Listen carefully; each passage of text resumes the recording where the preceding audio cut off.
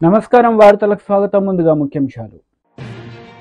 YCP leader Botsa Satyanarayana press meet. Jagan Reddy మళ్లీ 9న ప్రమాణ స్వీకారం చేస్తారని ధీమా వ్యక్తం. Congress leader Shabbir Ali press meet. పలు అంశాలపై వివరణ.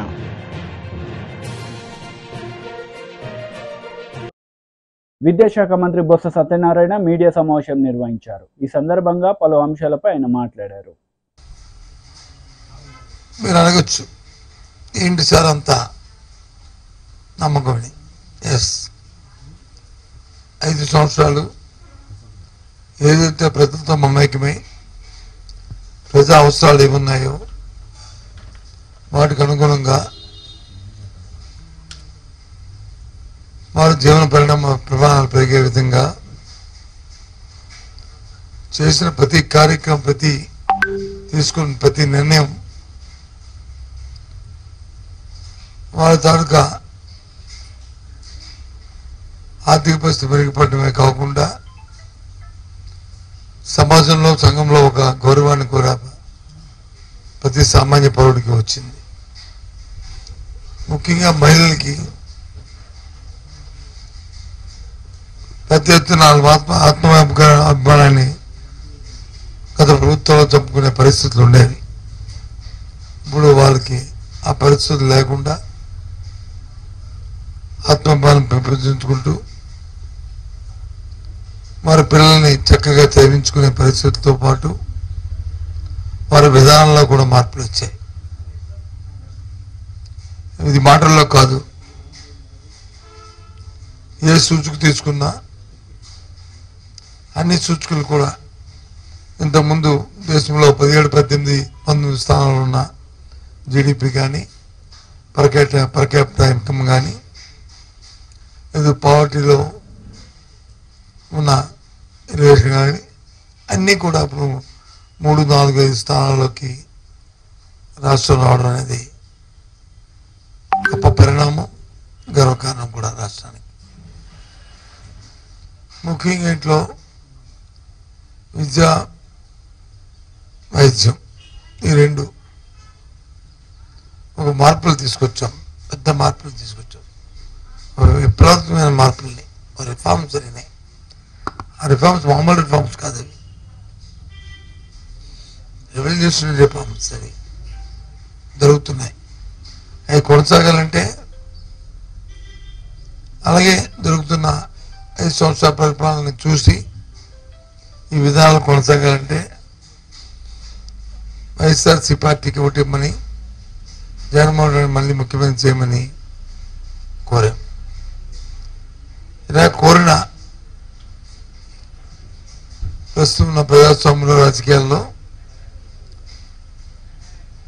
స్వాతంత్రం వచ్చిన తర్వాత మొట్టమొదటి పార్టీ, మొట్టమొదటి వ్యక్తి జగన్మోహన్ రెడ్డి, వైఎస్ఆర్సీ పార్టీ.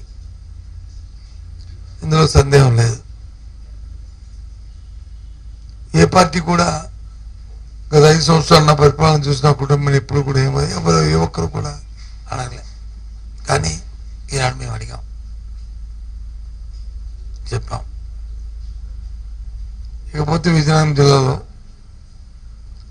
ఏదైతే గత ఎన్నికల్లో 9 స్థానాలకి 9 స్థానాలు కూడా ఎరస్టోరి విజయనగరంలో మా పార్టీకి విజయం చేకూర్చారు.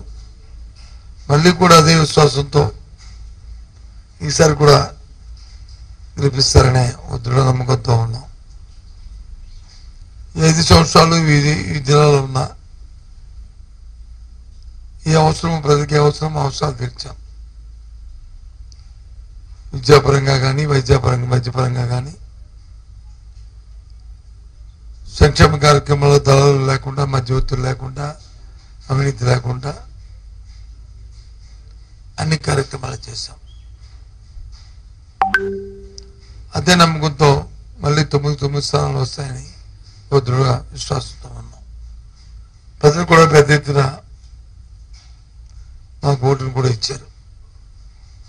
అనుకున్న దానికంటే 1-2% ఇంకా ఎక్కువ ఎన్నికల్లో ప్రజలు పాల్గొని పార్టీ పట్ల, జగన్మోహన్ రెడ్డి గారి పట్ల మా పార్టీ అభ్యర్థుల పట్ల మా పట్ల అందరూ కూడా. టీడీపీ లీడర్ మీడియా సమావేశం నిర్వహించారు. ఈ సందర్భంగా పలు అంశాలపై ఆయన మాట్లాడారు.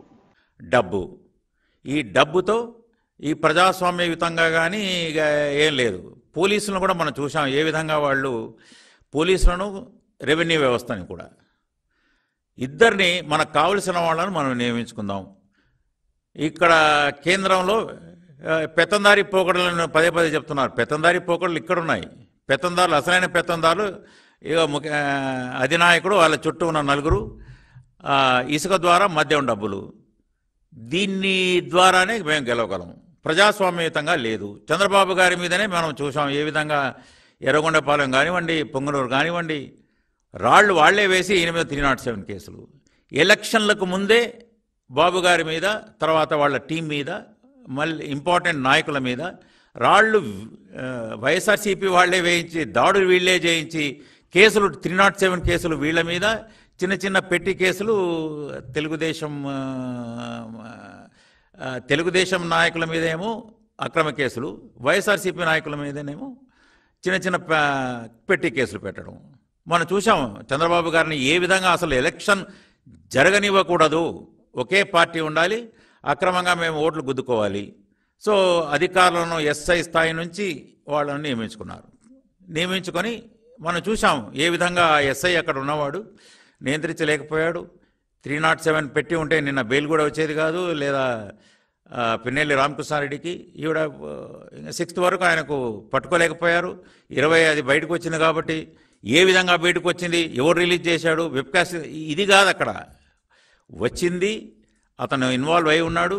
ఆ విధంగా ఆయన ప్రిసైడింగ్ ఆఫీసర్ కూడా భయకంపితుడయ్యాడు అనేది ఎవరిని అడిగినా చెప్తారు. 2000 కోట్ల వరకు లూటీ. ఇదే మేము ఒక ఒక ఒక ప్యారలల్ డ్రా చేస్తున్నాం. మీరు ఎప్పుడు కూడా జగన్మోహన్ రెడ్డి గారు, నేను చూస్తున్నాను ఈ 5 ఏళ్లుగా ఆయన ఒకటే నమ్ముకున్నాడు. ఈ స్థానిక సంస్థల, ఈ సర్పంచులు లేదు, స్థానిక సంస్థలు లేదు, ప్రజాప్రతినిధులు లేదు, నా ఎస్సీ నా ఎస్టీ బీసీ మైనారిటీ లేదు, ఎవరిని వినేది లేదు, ఏ సామాజిక వర్గం యొక్క సమస్యలు వినేది లేదు. కేవలం ఏ విధంగా ఎలక్షన్లు గెలవాలి, ఇక్కడ ఏదో బటన్ నొక్కడం, లేదా ప్రజాప్రతినిధులు కానీ మనుషులు కానీ కలిసేది లేదు. ఏదో బటన్ నొక్కుతున్నా మిగతావి ఇదిగో అక్రమ మద్యం, తర్వాత లిక్కరు, దీని మీద దోపిడీలు, తద్వారా ఈ దోపిడీ డబ్బును ఎలక్షన్లలో ఖర్చు పెట్టి గెలవాలనే కుటిల ప్రయత్నం. దానికి ఒత్తాసుగా అనువైన అధికారులు వాళ్ళ రెవెన్యూలో కానీ పోలీసులు కానీ నియమించుకోవడం. దీనికి ఈసీ బ్రేక్ వేసినప్పుడు వీళ్లకు ఒక రకమైన వాళ్ళ యొక్క మానసిక సంతుల్యం దెబ్బతినడం. అయ్యా నేను ఒకటి చెప్తున్నా, 2019లో కూడా వీళ్ళు వెళ్ళి చాలా కంప్లైంట్స్ ఇచ్చారు. చంద్రబాబు గారి ప్రభుత్వంలో ఉన్నప్పుడు అనేక మంది అధికారులను మార్చారు. మీరు 151 సీట్లు గెలిచినప్పుడు మీరు మాట్లాడలేదు ఏమి. చంద్రబాబు గారు హయాంలో కూడా 2019 నేనున్నాను కదా, అప్పుడు నేను వైఎస్ఆర్సీపీలో ఉన్నాను. అప్పుడు నేను ఒక అధికారిగా అప్పుడే రిటైర్ అయ్యాను. మార్చినప్పుడు కూడా ఎవరు మాట్లాడలేదు. ఎన్నికలు సజావుగా జరిగాయి. ఎక్కడ దౌర్జన్యాలు జరగలేదు. అది పల్నాడు కానివ్వండి, రాయలసీమ కానివ్వండి, అది తాటిపత్రి కానివ్వండి, లేకపోతే మాచర్ల కానివ్వండి, ఎక్కడ ఒక్క సంఘటన కూడా జరగలేదు. లేని ఫ్యాక్షనిజాన్ని, లేని కార్చిచ్చులను ఇప్పుడు రగిలించారు కేవలం వీళ్ళ ఎలక్షన్ కోసం. ఇది ఆ డిఎస్పీ చైతన్య నేను చూశాను తాడిపత్రిలో. ఆయన ఇప్పటికీ ఎవరు పిలిచారో, ఎవరు రమ్మన్నారో ఇంతవరకు అధికారుల దగ్గర సమాధానం లేదు. అసలు 307లు ఎందుకు పెట్టలేదు, ఊళ్ళు ఖాళీ అయ్యాయి. ఒక సుమారుగా 6 కాంగ్రెస్ నేతలు మీడియా సమావేశం నిర్వహించారు. ఈ సందర్భంగా పలు అంశాలపై వారు మాట్లాడారు. వాళ్లకు పానిక్ చేయకుండా అప్పర్ కాస్ట్కు మరి బీసీ కాస్ట్లలో కొట్లాడబెడుతున్నారు. నా లెటర్లో నేను డైరెక్ట్గా చెప్పినాను, అయ్యా మేము రిజర్వేషన్ ఇచ్చే ముందు 2004 కంటే ముందు మన స్టేట్లో బ్యాక్వర్డ్ క్లాస్కు 25% రిజర్వేషన్, ఎస్సీస్కు 16%, ఎస్టీస్కు 6%. దీన్ని బట్టితే టోటల్ 46% రిజర్వేషన్ ఉంది. 46% ఉంటే మేము 5 ఇచ్చినాం 2004లో, 51 అయింది. High court justice Sudarshan Reddy bench ఏమన్నారంటే 50% కంటే మించొద్దు, మీరు 1% తగ్గించి మళ్ళీ చేంజ్ చేసుకొని రండి అంటే 1% తగ్గించి 5కు 4 చేస్తే 46+4 ఎవరిది ఒక బీసీ సోదరుది కానీ, ఒక దళిత్ సోదరుది కానీ, ఒక ఎస్టీ సోదరుది కానీ ఎవరిది కూడా ఒక రిజర్వేషన్ మేము ఎవరిని తీసుకోలేదు.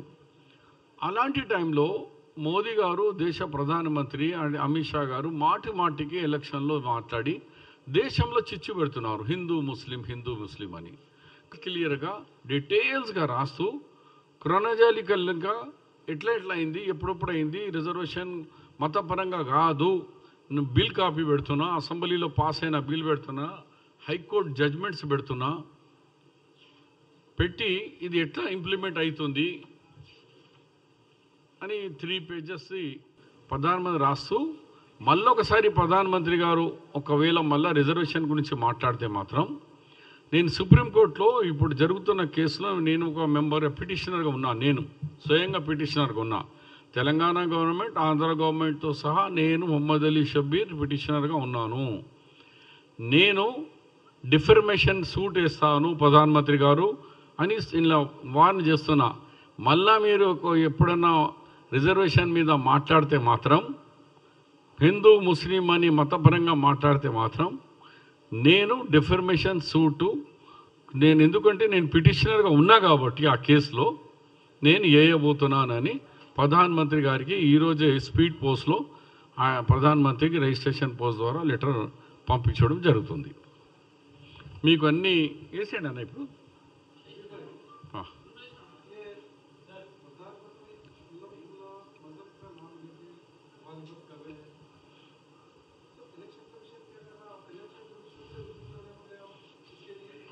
इलेक्शन कमीशन तो सबको मालूम है कि इलेक्शन कमीशन का क्या काम क्या हो रहा है, आप देख रहे हैं. तो मैं कह रहा हूँ कि सुप्रीम कोर्ट में मैटर इज सब जुडिस है, तो सुप्रीम कोर्ट इलेक्शन कमीशन से भी बड़ा है और ये मैटर 5 जजेस के सामने अभी पेंडिंग है, फैसला नहीं हुआ. तो ये मैटर सब जुडिस रह जब उसके ऊपर पब्लिकली नहीं बोल सकते. इससे पहले अमित शाह जी यहाँ पर इलेक्शन में बोल के गए थे म्यूनसिपल इलेक्शन में, तो हमने पिटीशन दिया. तो सुप्रीम कोर्ट के एडवोकेट ने वहाँ सुप्रीम कोर्ट ने बुला के पूछा कि आपको किसने राइट दिया कि पब्लिकली आप आकर रिजर्वेशन, जबकि अदालत में पेंडिंग है, अदालत का फैसला भी आप आवाम में कर रहे हैं क्या? वो तो अमित शाह के एडवोकेट उन्होंने कहा कि नहीं हमारे होम मिनिस्टर ने ऐसा नहीं कहा, तो मसला पेंडिंग हो गया. लेकिन इस इलेक्शन तो पूरा उसी पे चला, यानी SC ST BC मुस्लिम रिजर्वेशन पे. एक देश का प्रधानमंत्री ये नहीं बोल सकता कि मैं मुसलमानों को रिजर्वेशन को ख़त्म कर दूंगा. और हम बोल रहे हैं कि ये मज़हब के नाम पे रिजर्वेशन नहीं दिए हम ये उनकी जो बैकवर्डनेस है, उनका जो समाजी पिछड़ापन है, उसको देख कर दिए हैं. अब सैयद को नहीं है, खान को नहीं है, पठान को नहीं है, मुग़ल को नहीं है, इस तरीके से शिया को नहीं है, बहुत सारे लोगों को नहीं है रिजर्वेशन. जो लोग पेशे से हैं, हजाम है, धोबी है, खसाब है, चमड़े वाले साहब है, सांपों वाले, पत्थर फोड़ने वाले हैं, बंदर को खिलाने वाले हैं, रीछों को नचाने वाले हैं, उन्हीं लोगों को रिजर्वेशन दिया गया है.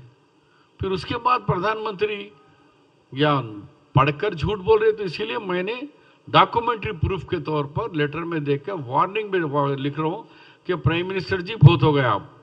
अब अगर इसके बाद तुमने निकाले तो एक तो अदालत की तौहीन कर रहे हैं, और अदालत के अंदर जो पेंडिंग है वो इश्यू को तुम पब्लिकली बात कर रहे. మాజీ మంత్రి కేటీఆర్ మీడియా సమావేశం నిర్వహించారు. ఈ సందర్భంగా పలు అంశాలపై ఆయన మాట్లాడారు. వరకు చల్లబడ్డాడు మనిషి. ఏమైంది మరి?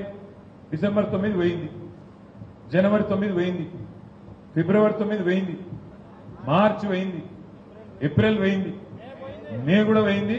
ఇంకో 2 రోజులు అయితే జూన్ 9 వస్తుంది, 6 నెలలు నిండుతాయి. అయిందా రుణమాఫీ? అయిందా ఎవరికన్నా రాష్ట్రంలో? ఇంకేం చెప్పిండు? 500 బోనస్ ఇస్తా కింటాల్కు. దేవరకొండలో వడ్లు వండుతాయా? వండుతాయా? పండాయా? ఇక్కడ దొడ్డు వడ్లు వండిస్తారా, సన్న వడ్ల? 85-90% దొడ్డు బియ్యమే వండిస్తారు.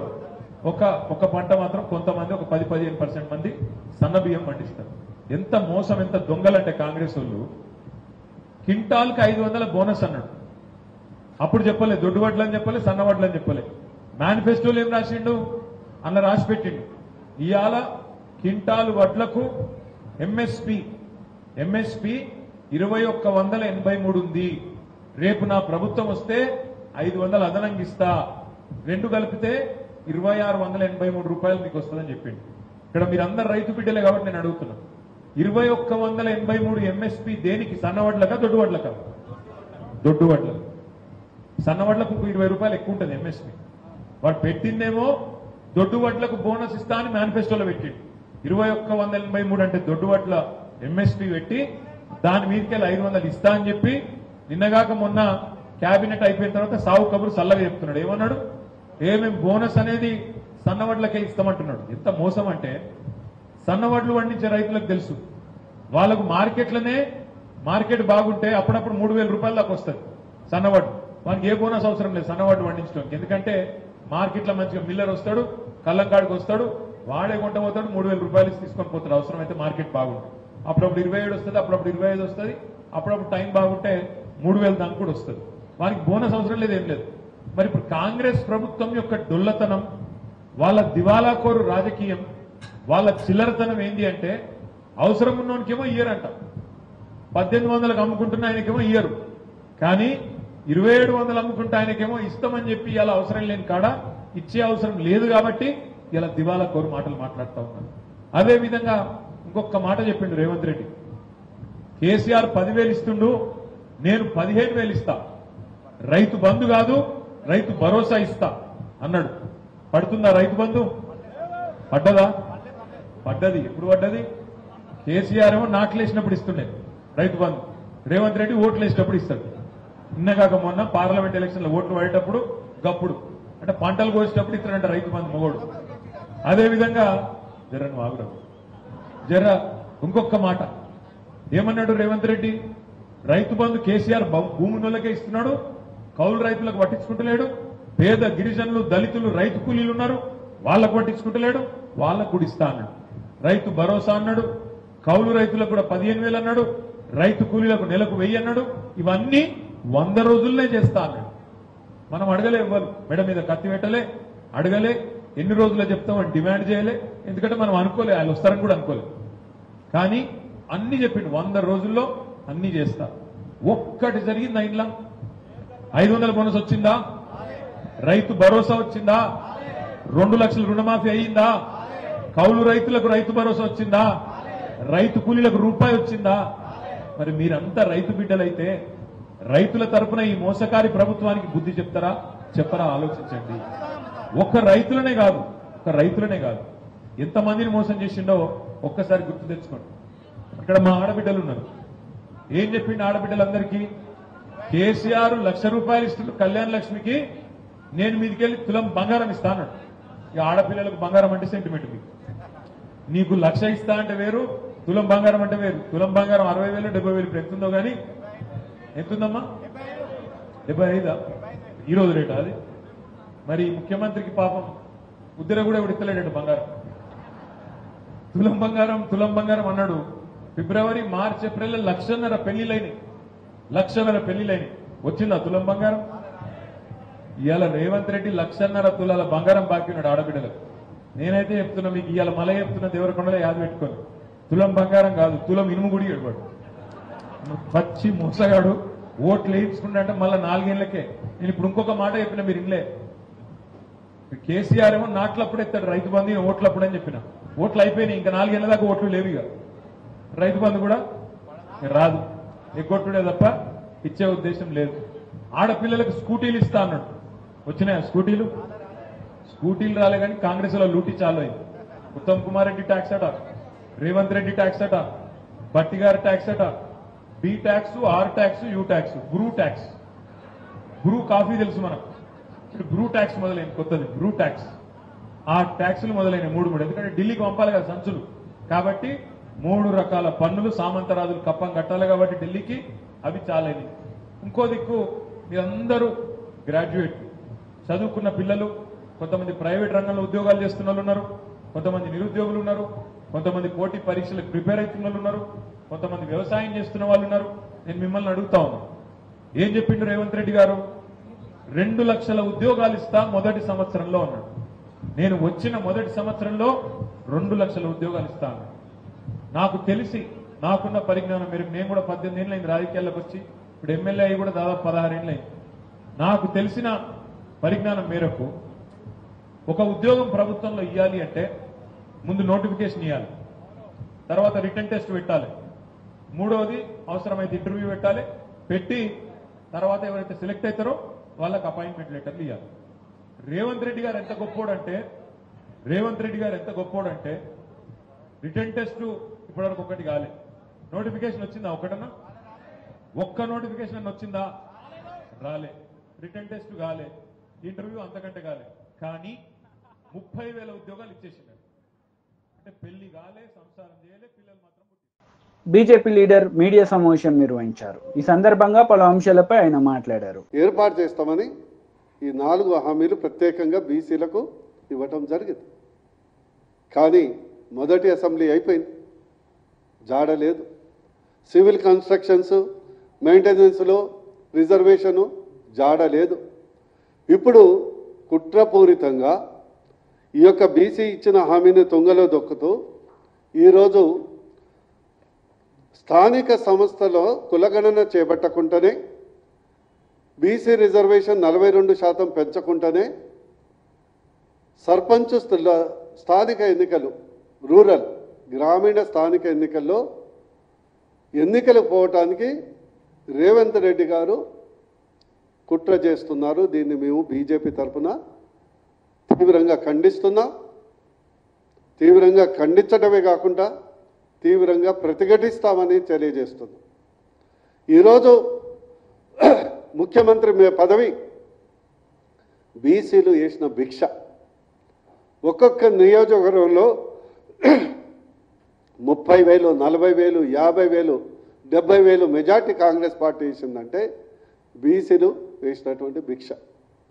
బీసీలు వేసినటువంటి ఓట్లతో ఈరోజు మీరు పదవులు అనుభవిస్తూ ఇచ్చిన హామీని తుంగలో తొక్కడానికి ప్రయత్నం చేస్తే బీజేపీ పార్టీ ఎట్టి పరిస్థితుల్లో ఊరుకోదు. మా ఓబీసీ మోర్చా అధ్యక్షులు ఆనంద్ గౌడ్ గారు ఉన్నారు, మా కిషన్ రెడ్డి గారు ఉన్నారు, జాతీయ నాయకత్వం ఉంది. వారి యొక్క మార్గదర్శనంలో దీన్ని ప్రతిఘటించి ప్రజా పోరాటం చేయక తప్పదు. అవసరమైతే మిలియన్ మార్చ్ తరహాలో అసెంబ్లీ ముట్టడి కూడా చేయటం జరుగుతుందని హెచ్చరిస్తూ ఇచ్చిన మాటకు కట్టుబడాలని మేము డిమాండ్ చేస్తున్నాం. రాహుల్ గాంధీ పదే పదే కిత్నా ఆబాదీ ఉత్నా వాటా అని తిరుగుతూ ఉంటాడు, దేశ దిమ్మర్లాగా తిరుగుతూ ఉంటాడు.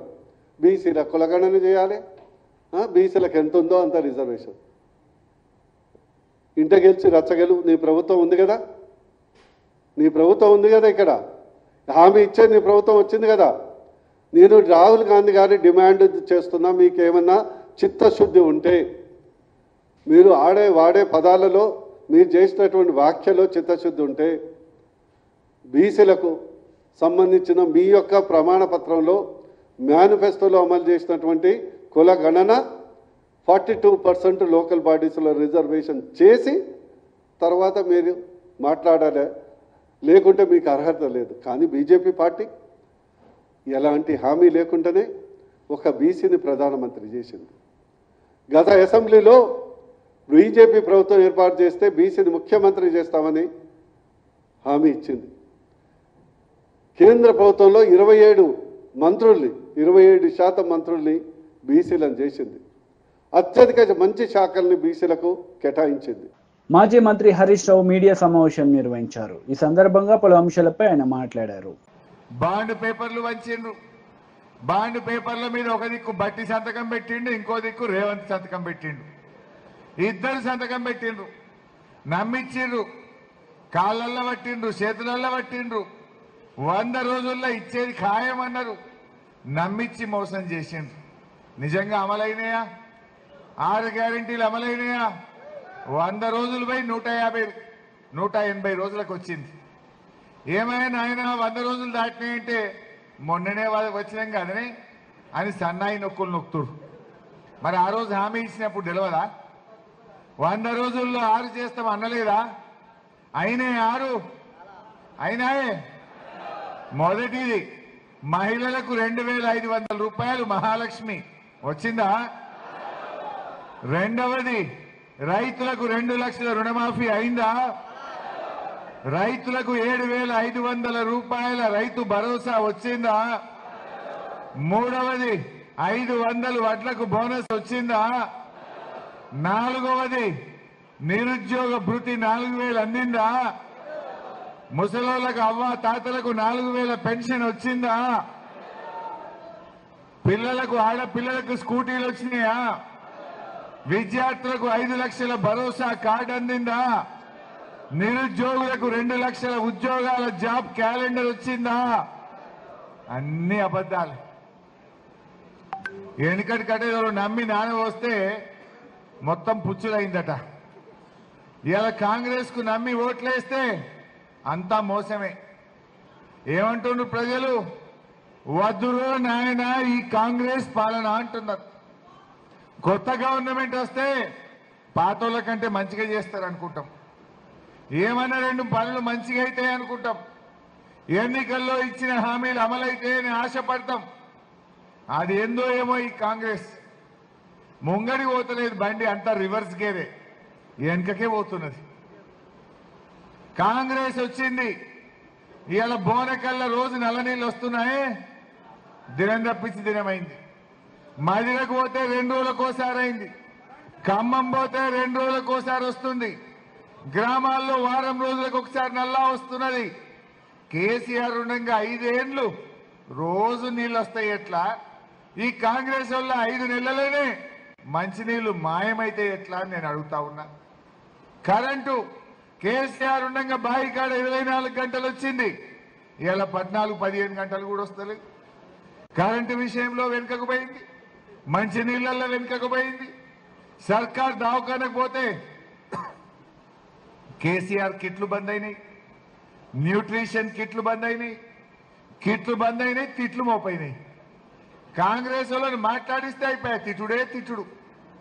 ఎన్ని రోజులు బతుకుతారు నాయన? ఇంకెన్ని రోజులు కేసీఆర్ని తిట్టుకుంటూ బతుకుతారు? తిట్లు బంద్ చేయండి, కిట్లు చాలు చేయండి. ప్రజలకు ఇచ్చిన హామీలు అమలు చేయండి, 6 గ్యారంటీలు అమలు చేయండి, లేకపోతే ప్రజలు తిరగబడతారు, జాగ్రత్త అని చెప్పి హెచ్చరిస్తా ఉన్నా. గ్రాడ్యుయేట్స్, విద్యావంతులు, చదువుకున్న వాళ్ళు, మీలాంటి మేధావులు తప్పకుండా ఈ గ్రాడ్యుయేట్ ఎన్నికల్లో కాంగ్రెస్ పార్టీకి కనునిప్పు జరిగేటట్టు మీరందరూ తీర్పు ఇవ్వాలని చెప్పి కోరుతా ఉన్నా. ఈ ఎన్నికల్లో కాంగ్రెస్ ఓడితే గవర్నమెంట్ ఏమైనా పడిపోతుందా? పడిపోదు. కానీ వాళ్ళకి కనునిప్పు కావాలి.